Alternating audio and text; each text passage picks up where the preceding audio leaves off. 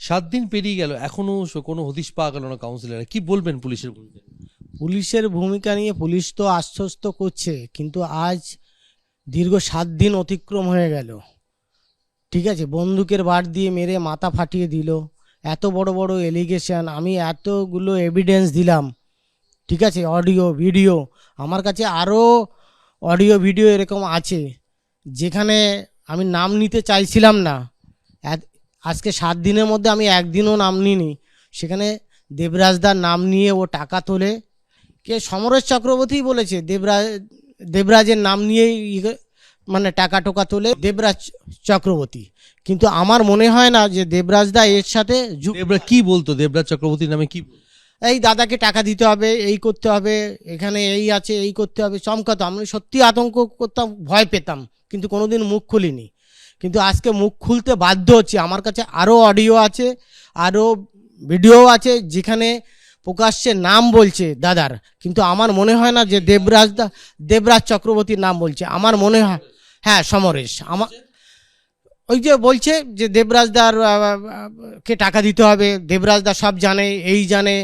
ঠিক আছে, আপনি আপনি আপনি সমরেশকে কখনো টাকা দিয়েছেন? হ্যাঁ টাকা দিয়েছি তো। আমি তো টাকা দিই। আমি তো 23 লাখ, টোটাল 23 লাখ টাকা দিয়েছি। আমি দিয়েছি 3-4 বার মিলিয়ে টোটাল 23 লাখ দিয়েছি। কিন্তু কি বলে টাকা চাইতো? ওই যে বলতো যে টাকা দিতে হবে, আমার ডেভেলপমেন্ট ফান্ড, ঠিক আছে, আমাকে দিতে হবে। আমি বারবার কি দেবরাজের নাম বলতো? হ্যাঁ, তার নামই তো বলতো। আপনারা যে অডিওগুলো দিয়েছি সেখানে তো নামই বলছে।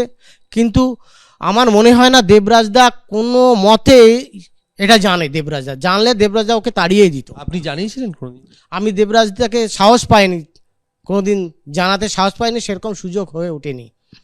এখন আপনি কতটা আতঙ্কে? আমি এখন প্রচুর আতঙ্কে আছি, প্রচুর আতঙ্কে আছি। তবে আমি একটা জিনিস ভালো, দেবরাজদা একটা যুব নেতা, দেবরাজদার নলেজে এটা নেই। দেবরাজদার নাম ভাঙিয়ে ভাঙিয়ে ও টাকা তুলছে। ঠিক আছে, আমি এটা বলবো, দাদা তুমি এটা প্লিজ, তুমি এটা ভালো করে তদন্ত করে তুমি দেখো। আমি তোমাকেই এটা বলছি, আমার আর কোনো জায়গায় যাওয়ার নেই, তুমি দেখো।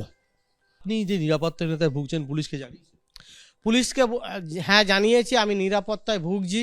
সেটা তো মানে আমি খুব আতঙ্কের মধ্যে আছি। আমার ছোট ছোট দুটো বাচ্চা আছে, আমি খুবই আতঙ্কের মধ্যে আছি যে কেন এখনো পর্যন্ত কেন গ্রেপ্তার হলো না।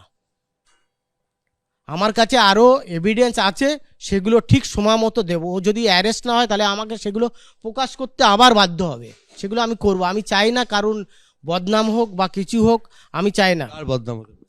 কার বদনাম? ও যাদের যাদের নাম নিয়েছে তাদের বদনাম হবে। সেটা যখন অডিও কে তারা?